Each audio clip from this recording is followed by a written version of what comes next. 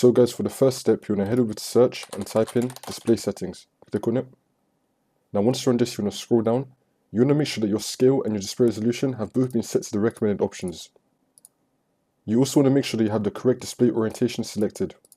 Now you want to scroll back up and then click on identify.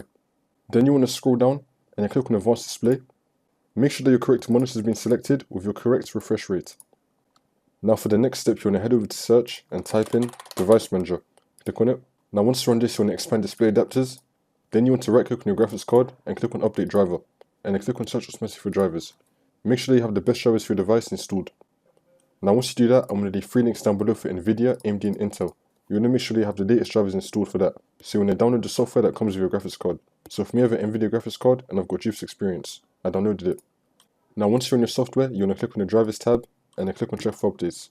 Make sure that you have the latest drivers installed. Now you want to restart your computer and then the problem should be fixed.